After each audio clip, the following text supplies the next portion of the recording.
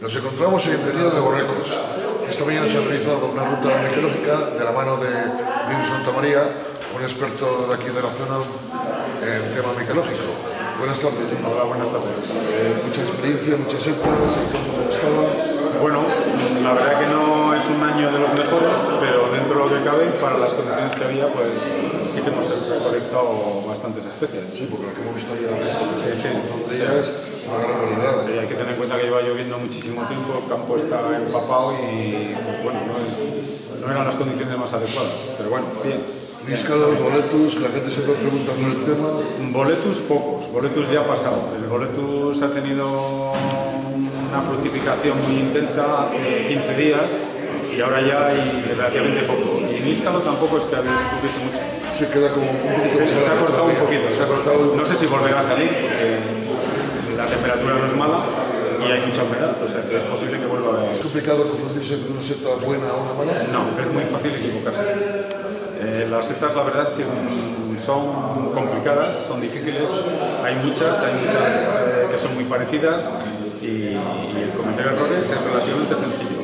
Por eso yo creo que una cosa importante es que las personas se restrinjan exclusivamente a las especies que conocen muy bien y no hagan experimentos. ¿Cuál es la seta que tú consideras que es la más fácil de confundir? Bueno, por ejemplo, el níscalo es bastante fácil no equivocarse. El níscalo es fácil de acertar. Y en ese aspecto, por eso, por ejemplo, es una seta y el boletus también. Entonces, si tú conoces las 3 o 4 especies que, digamos, desde el punto de vista gastronómico son mejores y te restringes a ellas, pues las posibilidades de equivocarte son pocas. Pero si empiezas a hacer experimentos, aumentar la cantidad de especies que comes y tal, pues puedes cometer errores fácilmente. Sí, lo que tú Y algunos son malos. Son escoger errores las que se conocen. Exactamente. Y bueno, pues dicen que solo se comen una sola vez. Claro, sí, comer se puede comer. Otra cosa es que te sienten bien o no. Entonces, pues bueno. Pero sí que es verdad que la micología es una cosa compleja, es complicado. Hay muchísimas especies, a veces las características que te permiten saber cuál es una o cuál es otra no son fáciles y bueno, tiene su riesgo sí, y hay que tener mucho cuidado. Hay que tener cuidado. Esta tarde nos vas a dar una pequeña charla. Sí. ¿De qué vas a hablar? Pues el título de la charla es La vida secreta de los hongos y voy a hablar un poco de cómo viven estos seres, cómo se reproducen, cómo se alimentan y cómo se relacionan con el entorno en general. Que también nos van a enseñar la forma de recolectarlas o dónde recolectarlas.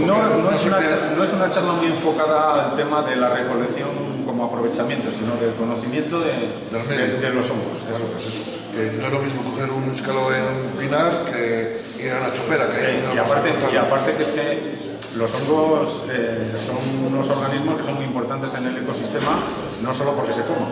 Quiero decir que realizan unas funciones muy importantes. Yo creo que son seres vivos. Exacto, con el simple hecho de conocerlos ya tienen su interés. Dice que el mayor de los seres vivos es un hongo, ¿no? El más longevo. El más longevo. Sí, y que ocupan el primer puesto en el ranking en lo que es la cantidad de masa, de kilos.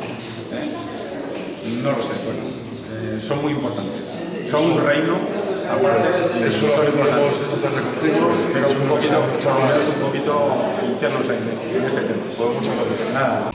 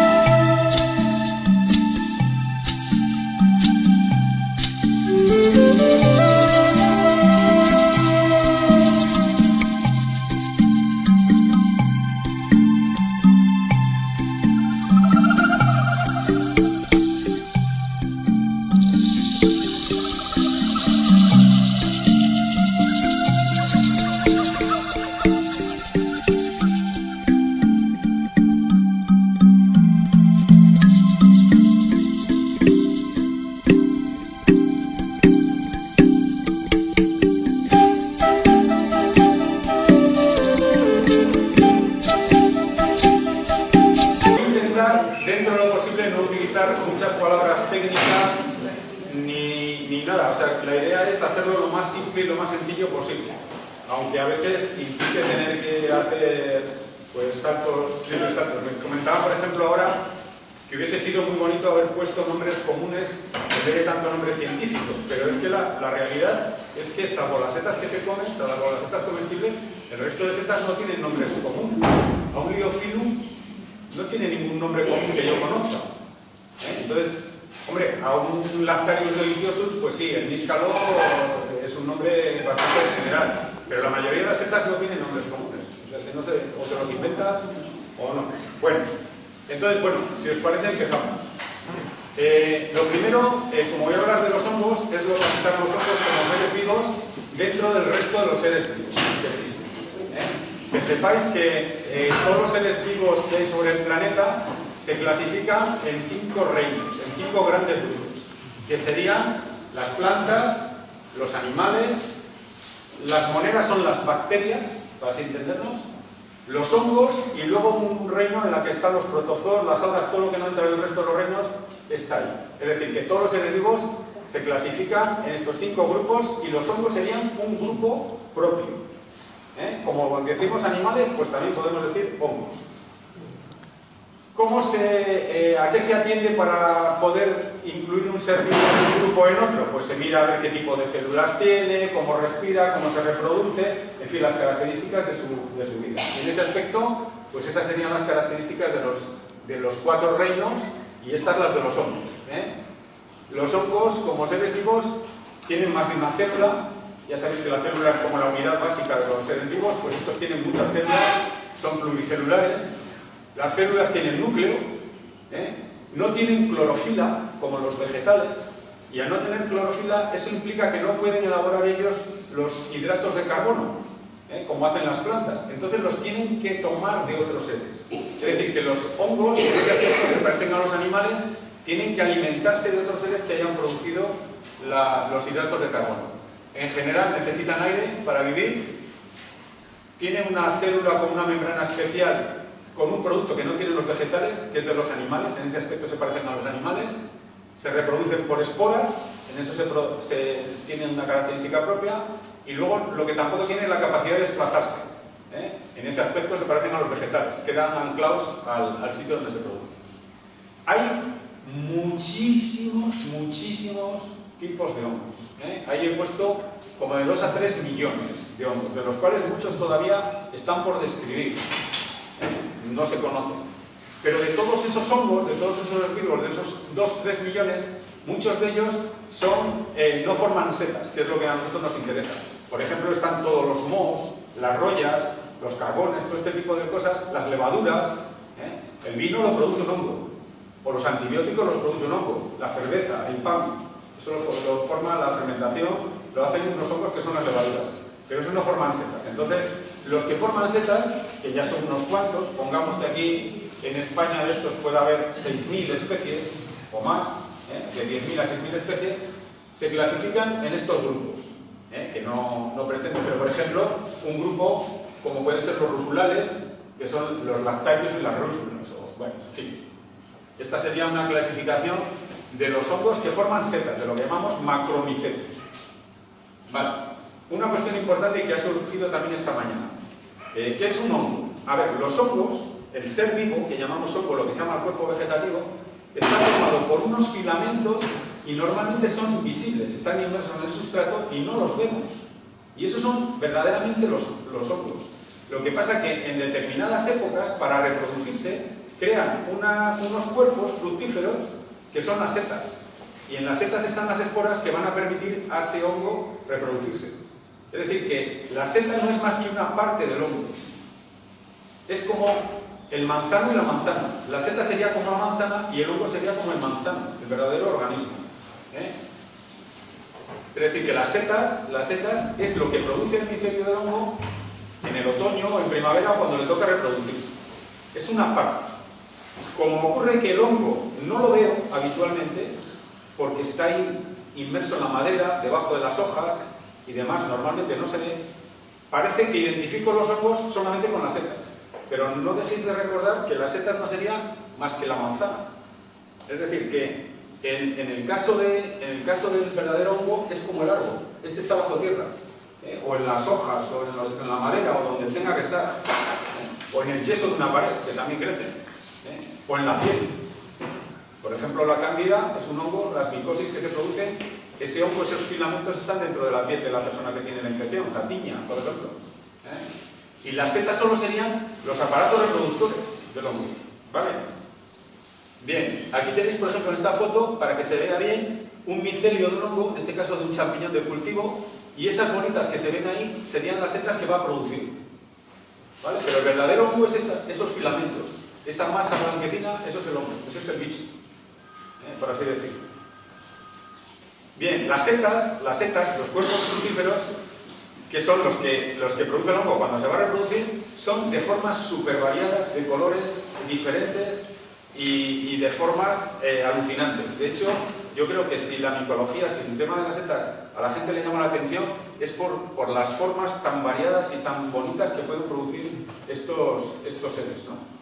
Por ejemplo, en forma de sombrerito, de copa, como parecen algunos gominolas, como ese Tremiscus, o formas estrelladas, como las ramarias en forma de coral, en fin, de trompeta.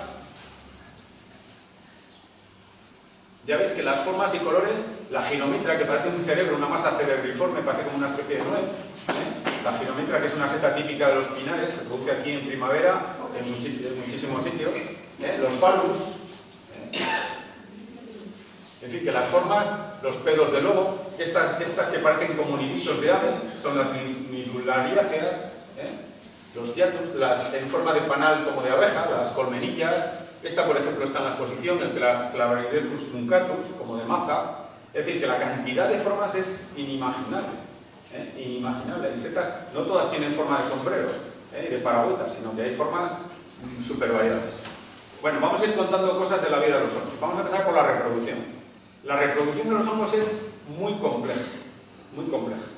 Hay hongos que tienen unos ciclos reproductivos muy complejos, que pasan por distintos organismos, que producen distintos tipos de esporas. Es decir, por ejemplo, esto sería el ciclo de un hongo, de un tipo de roya, aquello de una trufa, pero en general las que forman las setas típicas a las que estamos acostumbrados se reproducen de la siguiente forma. Tienen en las láminas, o si es una boletácea, en la esponja que tienen por debajo, tienen unas células, y en esas células se producen las esporas. Esto de aquí serían las esporas. Esta célula es la célula, digamos, donde se llaman basidios, pero bueno, ahí es donde se va a producir las esporas. Esas esporas caen, arrastradas por el viento, van a donde tengan que ir, y cuando caen en el sustrato adecuado, se produce como una especie de gemación, empiezan a crecer y empiezan a producir el micelio. El micelio. Ese micelio que tenemos ahí, bueno, una cosa, las setas tienen este tipo de reproducción sexual, pero no tienen dos sexos, pueden tener hasta 4 y 6 sexos, o sea que es una cosa bastante complicada. Pero cuando un micelio primario se encuentra con otro y son compatibles, se unen y forman ya un micelio secundario, que este sí que va a poder generar setas. ¿Vale? Igual que un espermatozoide se une a un óvulo, un micelio primario de un tipo se une a otro micelio primario de otro tipo y ya producen un organismo que va a ser fértil. Entonces, crece la seta en su momento y vuelve a producir más esporas y así se sigue. ¿Vale? Aquí os he puesto unas fotos hechas al microscopio de diferentes tipos de esporas. Por ejemplo, en este caso son de una roya de esas enfermedades que atacan a los rosales y tal. En este caso era de una hoja de zarzamora y hay distintos tipos de esporas. Estas son esporas de trufa, de Tuber melanosporum, de la trufa de invierno buena. Estos son de rúsulas, estos son de cortinarius. Ya veis que las formas son muy variadas y muy características. Aquí, a través de las esporas, sí que es un carácter identificativo para saber qué tipo de seta tenemos. Estas son fotos de esporas hechas al microscopio. Esto está aumentado 20.000 veces, para que os hagáis idea. Una espora sola no se ve, es tan pequeña, mide micras, no se ve al ojo. Bueno, aquí hay como dos tipos de hongos que producen las esporas de diferente manera. Unos las producen dentro de unos saquitos, son los ascomicetos, que son, por ejemplo, este de por aquí, este hongo, que es una peciza, responde a un tipo de producción de esporas así. Y esto es el caso de un basilio con sus 4 esporas, pues sería por ejemplo pues, la Hydrophorosis arantiaca o cualquier otro tipo de estas setas. Entonces esas esporas crecen así de esa manera. Aquí por ejemplo en un momento determinado se abre el saquito y salen las esporas. Si bien la espora yo no la puedo ver, lo que sí que puedo ver es la acumulación de muchas esporas, lo que se llama la esporada. Si tú dejas una seta, si esto lo dejásemos aquí, mañana encima de la mesa habría como un polvillo debajo de cada seta, un polvillo que es la esporada. Y que puede ser de distintos colores. Va desde, por ejemplo, el color blanco al color negro. Por ejemplo, este Coprinus comatus tiene una espora de color negro, es delicuescente. Eso es agua con esporas. Y ya veis que es absolutamente negro, parece tinta. De hecho, uno de los nombres que le llaman es tinta de calamar, ¿no? O seta de calamar.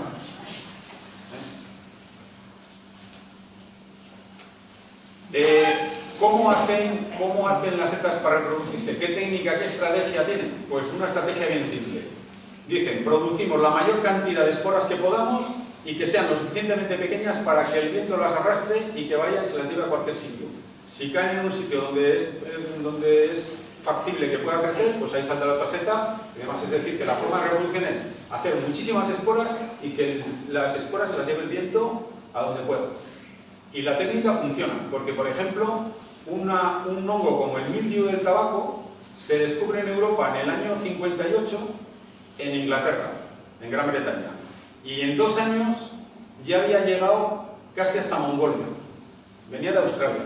Es decir, que fue capaz en 2 años de recorrer varias decenas de miles de kilómetros. Incluso yo creo que determinadas esporas pueden atravesar el Atlántico directamente, a través del aire, en las corrientes de aire. En estas borrascas, en estas ciclogénesis, seguro que nos viene, aparte de virus y demás, también vendrán muchas esporas y muchas cosas. Esta seta es la Germanía gigantea, tiene el récord de producción de esporas. Esto es un pedo de lobo que toma, antes me han enseñado una foto de uno que decía que tenía 20 kilos, este era 7,5 kilos, pero son unos pedazos de bichos. Esto genera billones de esporas. Un 2, si son 2 billones, es un 2 y 12 ceros detrás, o sea, una cantidad bestial. Y eso hace que las setas invadan territorios que no son propias. Por ejemplo, la Fagolastia, esta seta viene de Madagascar. Hace como 6 o 7 años se describió en España en el Jardín Botánico de Gijón. La encontró una persona y tal, la identificó. Bueno, ahora tiene colonizado toda la cornisa cantábrica. Ahora es bastante común, la han encontrado en el País Vasco y demás. Es decir, que una vez que llegan a un sitio, la capacidad de diseminación y de alcanzar otros territorios, pues es bastante grande. Bien, ¿cómo crecen las setas? Como decíamos, cae la espora, genera el micelio y cuando le toca, hace unas yemitas, los llaman los primordios. Estos, digamos, tienen como toda la seta ya en miniatura hecha y cuando hay humedad, absorben el agua y crecen. Y se desarrollan. Es decir, que prácticamente en el primordio están todas las células de la seta. Lo único que no tienen agua. Recogen el agua y se desarrolla. He puesto aquí un vídeo que no sé si nos va a salir. A ver si soy capaz de... No, es de internet. Entonces, está hecho con imágenes de foto, con time-lapse de esos. Ya le he perdido. Y van sacando fotos cada poco para que se vea cómo va creciendo.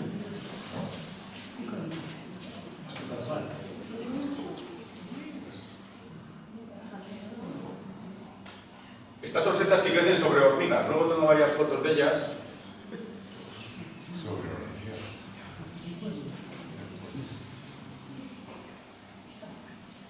Este proceso lleva varios días. Aquí no se ve los pasos de la noche al día.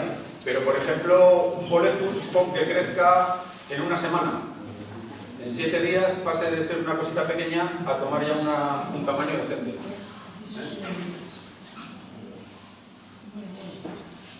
¿Veis ahí cómo caen las esporas de las láminas? Y esas esporas arrastradas por el viento, pues irán a colonizar otros territorios.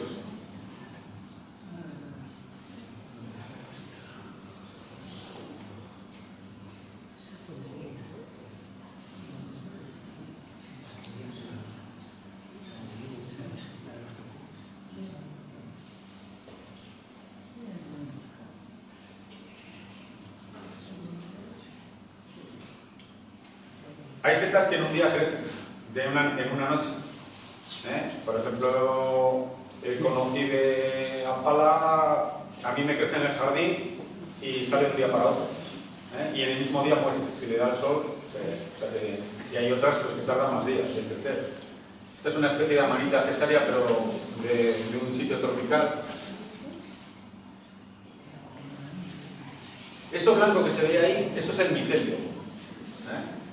Sobre las piñas,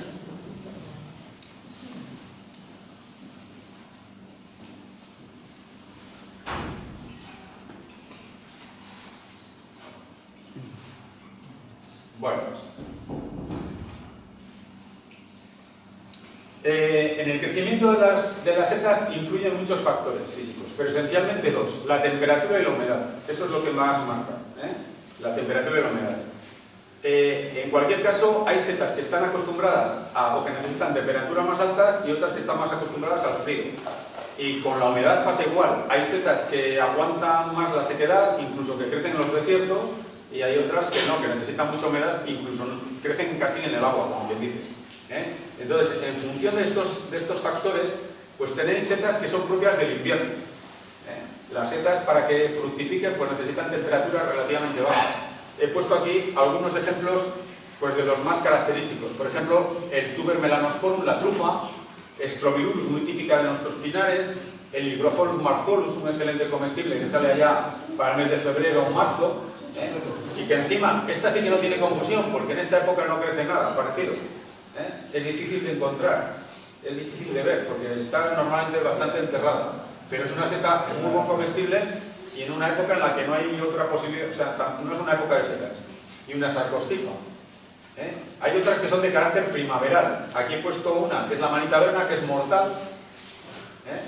Pero bueno, aquí tenéis el mansarón, que llama el perrechico, su nombre es Cabocibe gambosa, las selvelas, las kilomitras, estas son típicas de la primavera.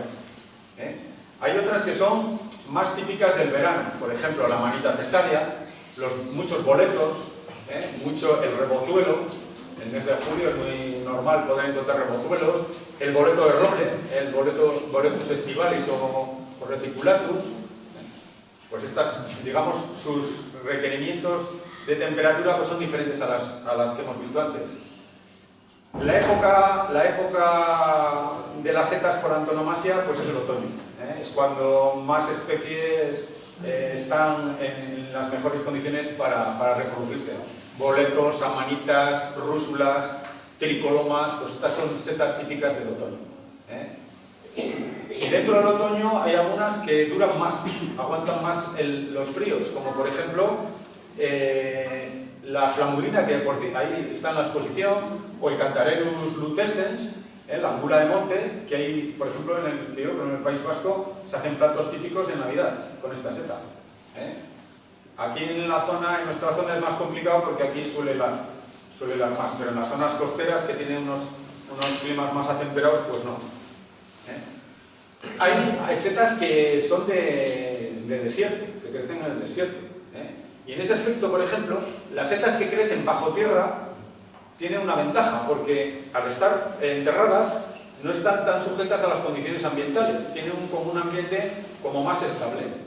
Pero tienen un problema, y es que cuando tienen que echar las esporas no tienen aire por encima. Entonces utilizan una estrategia. Todas las setas que crecen bajo tierra utilizan la misma estrategia, y es producir sustancias que son olorosas y que hace que muchos animales las busquen, escarben en la tierra, pues jabalíes, bueno, todo tipo de animales, corzos, lo que sea. Entonces esos animales escarban en la tierra porque notan el olor de esta seta y cuando las ingieren pues ayudan a que las esporas se puedan propagar. Utilizan esa técnica. Entonces lo tienen un poco más difícil desde el punto de vista de la reproducción, pero lo tienen mucho mejor desde el punto de vista de que la casa en la que viven normalmente está climatizada, por así decirlo. Hay setas que necesitan agua, mucho agua, que crecen en las turberas, por ejemplo el Hygrophorus, o esta es típica del verano, la Mitula paludosa, y esta crece casi en el agua. O sea, para hacer una foto de estas tienes que meter el culo en el agua, fijo. Porque están dentro de las charcas, no hay manera de acercarse a ellas. Hay setas que crecen en las dunas, en las playas. todas estas son de playa, pero algunas de la primera línea de playa, no os vayáis a pensar que hay que irse a la retrodura, ¿no? A la entrada, en sitios donde la arena está muy suelta. Pues estas son setas que están habituadas a esas condiciones. Estas setas aguantan una salinidad, porque la humedad allí también arrastra sal, una salinidad o el sol de repente, o sea que hay hongos que están preparados para cualquier cosa. Y los hipogéos, que son los que viven bajo tierra, pues estos también colonizan cualquier tipo de terreno. Por ejemplo, el tuber melanosporum, aquí lo vamos a encontrar, no sé si aquí en la zona de Pinilla habrá encinas, me decías que había alguna, no muchas. Estas setas están asociadas a las encinas, a los quejigos. Entonces, estas setas se recolectan en enero, o sea, con nieve, con frío, con helado, ¿vale? Pero como están bajo tierra, pues ellos no tienen esas... O esta está acostumbrada a los desiertos. Tuve esta en especial es de Marruecos. Y las hay semipogéas. De estas seguramente también habéis visto como criadillas, le llaman criadillas de tierra, o así, los retopón. Esta está mitad enterrada, mitad para afuera. Bueno, desde el punto de vista de la alimentación, las setas, como tienen que tomar alimento de otros, pueden hacerlo de tres maneras.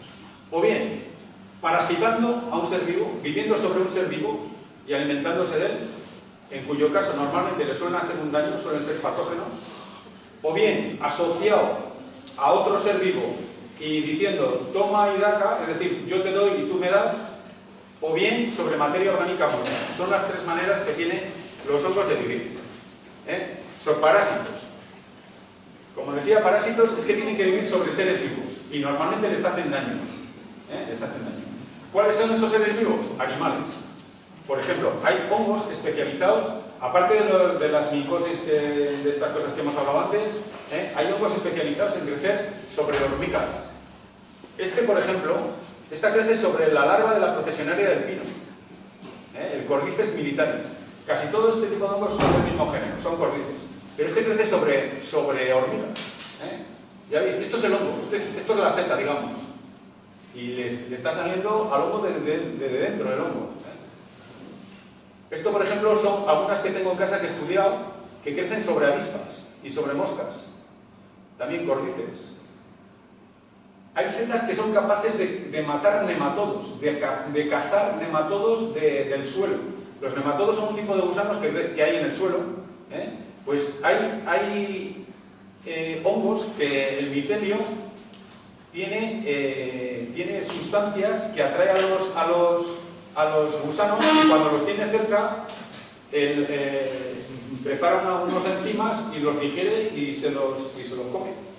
El Pleurotus creatus, la seta esta que se vende en las bandejas, tiene esta capacidad de cazar cuando crece silvestre, obviamente. Cuando crece en el terreno silvestre puede cazar nematodos. Hay hongos que parasitan a otros hongos. Por ejemplo, la Tequila lateritia que está en la exposición, esta es típica, parasita a Lactarius deliciosus, a la mícola. Y le da a las láminas, le quita las láminas y las deja como una capa blanca. El Hipomices crisospermus, este parasita a los boletus. Este parasita esclerodermas, es la única boletácea que es parásita. Y este parasita a rúsulas. Esta seta, esto que veis aquí negro es una rúsula pasada. O sea que los hongos pueden parasitar a otros hongos. O por ejemplo, la Sitigospora crece sobre colidias, le genera como unas tumoraciones, le produce como una especie de cáncer a la seta y ahí se desarrolla la otra. Esa es una de las técnicas que tiene los hongos. Y aunque pueden parasitar animales y otros hongos, normalmente lo que parasitan son plantas, son otros vegetales. Y ahí tenéis, por ejemplo, pues las rollas, pues, no sé, todo el mundo habrá visto un rosal que se le estropea porque tiene una roya o un hongo, pues son hongos. Por ejemplo, parasita a las sabinas y luego tiene otra fase sobre los perales y los manzanos. Aunque normalmente los vegetales que más hongos parásitos admiten son los árboles. Entonces, pues bueno, aquí he puesto algunos hongos que parasitan árboles. Casi todos son afiloforales, pues las ganodermas, la fistulina hepática, la fomitosis pinícola, el Dendropolyporus umbellatus, bueno, hay muchísimos. Esta parasita solo los abedules, el Pictopolus betulinus. Esta es típica de los pinos. Cuando veáis esta seta, es que este pino, esta mañana hemos visto unas y el pino está hueco, está muerto, porque esta seta lo acaba matando. Esterium. Este es un trozo de madera que ha sido parasitada por un hongo que se ha comido la celulosa y ha dejado solo la lignina.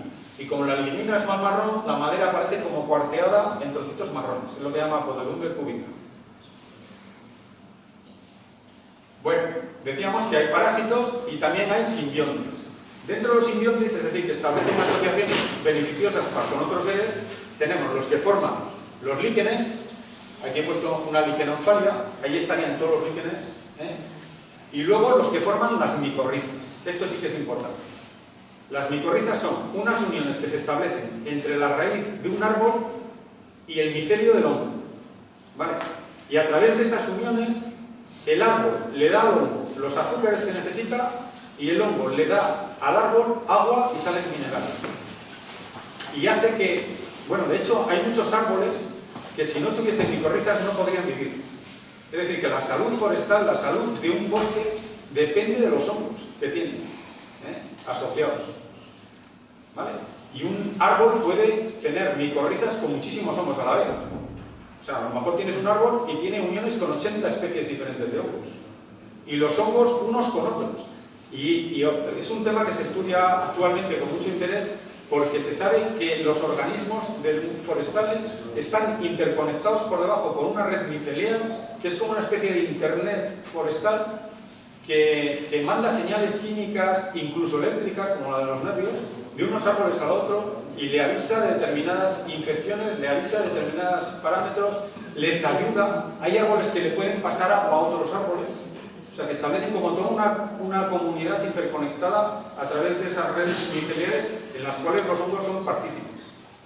O sea, que los hongos son fundamentales para la salud forestal. Por eso, el ir dando patadas, claro, cuando tú dices, bueno, las setas se dividen en buenas y malas. ¿Cuáles son buenas? Las que me como. ¿Cuáles son malas? Todas las demás. Pues no, eso no es una clasificación muy decente, porque todas las setas juegan un papel fundamental. Entonces, no hay que dar patas a las setas, ni muchísimo menos. Es que eso no tiene ninguna razón, porque esa seta, aunque no se coma, o si no se coma, no la coges y dejas que haga su función reproductiva y que pueda hacer que el bosque funcione como debe funcionar. Aquí tenéis un ejemplo de las micorrizas, de las uniones de la raíz del árbol. Estos son los extremos radicales del árbol y estos son el micelio del hongo. Bueno, no me quiero extender. Y en ese aspecto hay hongos que hacen micorrizas con muchos tipos de árboles, pero hay otros que las hacen solo con un tipo de árboles. Por ejemplo, en los encinares. Pues en los encinares es muy típico estas setas. Lecinum lepidum, prácticamente si no vais en un encinar no la encuentras. Bueno, la manita faloides sí, la manita faloides hace micorrizas con los encinas, con los robles, con muchas cosas. Pero bueno, en los encinares es muy típica. La manita ovoidea, esta es típica de encinar. La trufa, Tuber melanosporum, pues está con los robles quejigos también, pero bueno, y con los avellanos. En los robledales, pues estas que podéis encontrar en los robledales, pues un boletus, por ejemplo, boletus satanax, este es tóxico. Este es tóxico, no todos los boletos son comestibles. No todo lo que tiene esponja por debajo es comestible, ni mucho menos. Lactarius piperatus, Tricoloma columbeta, Rusula virescens son típicas de robledal. De los hayedos, pues Lactarius blenius, Erythropus, bueno, hay muchas setas características de los hayedos. De los abedulares, también tienen su corte micológica propia, los abedulares. Hay muchas setas, por ejemplo, el Lactarius torminosus. Si tú tienes abedules, es posible que puedas encontrar esto que por arriba se parece mucho a un níscalo, aunque es lanoso, y por debajo no es naranja, no es posible equivocarse, porque cuando lo cortas, el látex que tiene es blanco, y el níscalo, como todo el mundo, tiene un látex de color zanahoria, o sea que no hay posible equivocarse. O el Corvinarius triunfans, estos son de abedular. De los pinares tienen una diversidad micológica enorme, quizás el que más. Los pinos hacen micorrizas con muchas cosas. Y como los pinos no tiran la hoja, pues yo creo que eso también les da un plus bueno, pues típicas. El boletus pinícola, los lactarios, la manita muscaria, el Suillus luteus. Las choperas, pues también tienen sus cortes de hongos típicos. Por ejemplo, el Lactarius controversus, si no vais a una chopera, pues es muy difícil que lo vayáis a encontrar en un sitio. Y lo último es cómo viven, la tercera manera de vivir, sobre materia orgánica muerta. Y esta es otra función necesaria para el ecosistema. Si no hubiese hongos, y las bacterias también colaboran, pero si no hubiese hongos que se coman todas las ramitas muertas, toda la hojarasca, todos los excrementos, todos los frutos viejos, y todo esto, pues nos llegaría la materia hasta no sé dónde. Entonces, los hongos viven, se aprovechan de esos, los degradan y generan el humus que luego sirve para renovar toda la tierra y para que el ciclo se... Es decir, que la función que realizan los hongos en el ecosistema es fundamental, tanto como hemos visto antes, como ahora para destruir toda la materia orgánica muerta, si no nos llegaría hasta las orejas. Los hay que crecen sobre hojas o sobre frutos, sobre piñas. Aquí esta mañana hemos tenido la suerte de coger estas dos, la Micena semi y la Biospora mimosura. Pero bueno, hay muchas setas que crecen sobre piñas.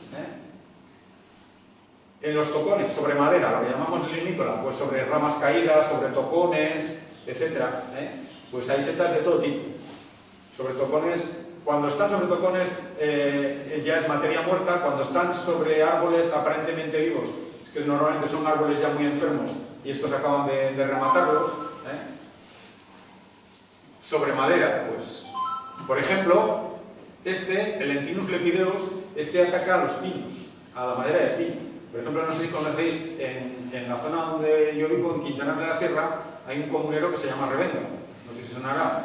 El comunero de Revenga pertenece a 3 pueblos, a Canicosa, Requimiel y a Quintanar. Y allí hicieron una construcción como una especie de centro de interpretación, que es la Casa de la Madera. Y hicieron un edificio así muy bonito, con unos troncos, demás. Bueno, todos los troncos los han tenido que quitar a día de la fecha porque estaban todos podridos, han sido todos... y el hongo causante ha sido el Lentinus lepideus. De hecho, ya hace años que había visto yo sobre los troncos estos unos Lentinus lepideus de casi 30 centímetros de largo. Ha acabado con todos los tocones, con toda la madera. Sobre excrementos, hay muchísimas setas que crecen sobre excremento. Normalmente estas setas que crecen sobre excremento funcionan de la siguiente manera. Echan las esporas caen en la hierba, por todos los lados. Llega la vaca, se come la hierba. Con la hierba se meten las esporas. Las esporas en el tracto digestivo, en toda la digestión de la vaca, sufren un proceso de escarificación y tal, se vuelven, adquieren la capacidad de germinar y cuando se deposita el excremento, sobre el propio excremento sale.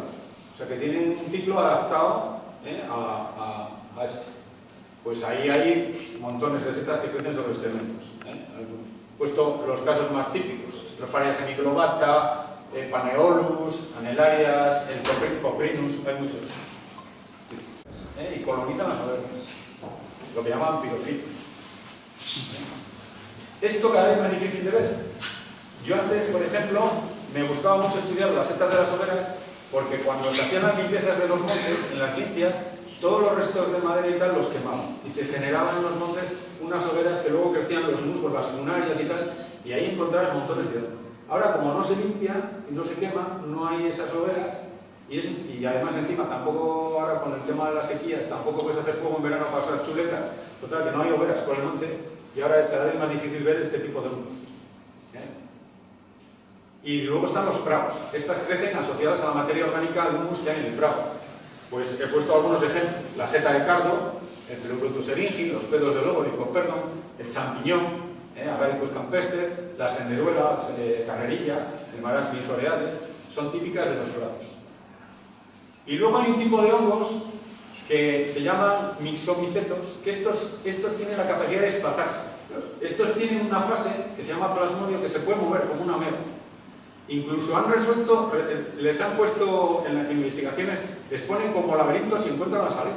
O sea, no sé qué tipo de inteligencia tiene, pero algo tiene. Y de estos también podéis encontrar en el monte. Por ejemplo, el Licogala epidendron seguro que habéis visto alguna vez en los tocones. O de estos, que parecen como, a veces parecen como masas gelatinosas o masas mucosas. Esto es típico.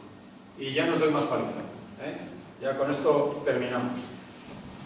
Solamente he puesto esta foto un poco como toque de atención, porque Aquí en esta foto he puesto dos setas, una excelente comestible y otra una seta mortal.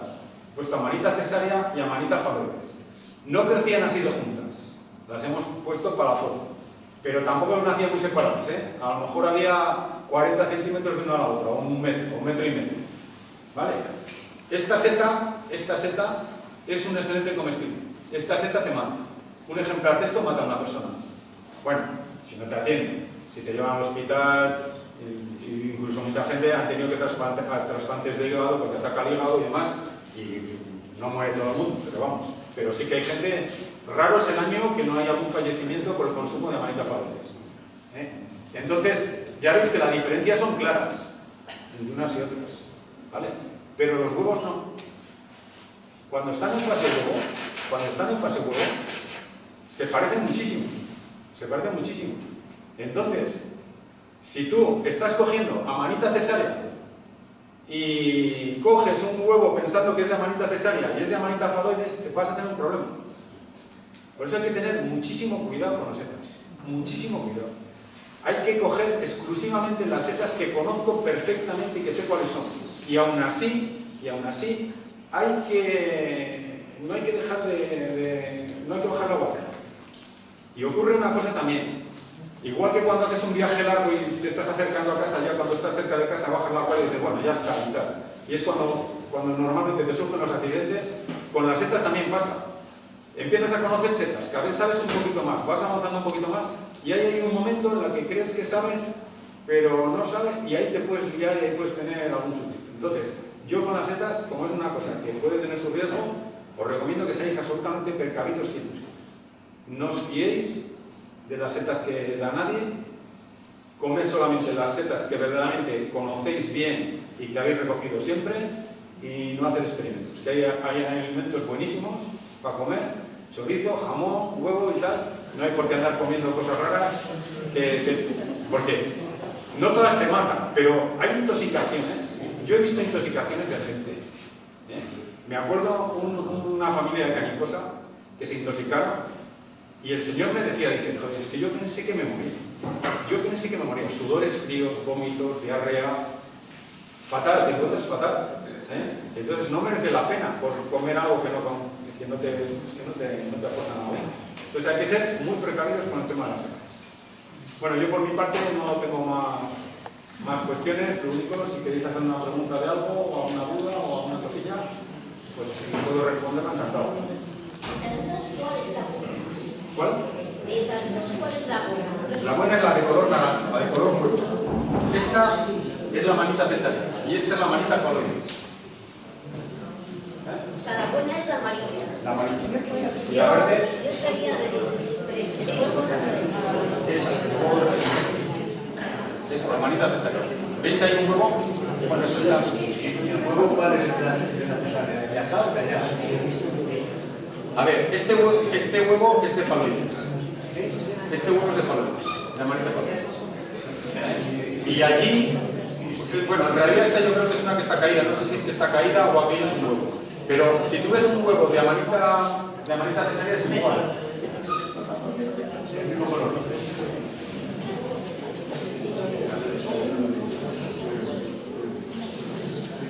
Vale, buena pregunta. Me pregunta que por qué en unos pinares salen más boletus que en otros. Pues eso tiene una explicación. Vamos a ver. Cuando los pinos son jóvenes, no producen boletus. Sin embargo, producen níscalos. Si yo quiero encontrar níscalos, me voy a ir a un pinar que sea relativamente joven. Y si quiero encontrar boletus, me voy a ir a un pinar que tenga ya una edad, que sean pinos grandes. 20 años, 30 años, ahí hay muchas más probabilidades de encontrar boletus. También es verdad que tendrás menos probabilidades de encontrar níscalos. Y es porque el árbol, en su desarrollo, en su crecimiento, es capaz de establecer micorrizas más fáciles con unos que con otros. Las micorrizas con los boletus son propias de pinos de mucha edad. No sé si... No es esa la pregunta. Vamos, entonces no la entiendo.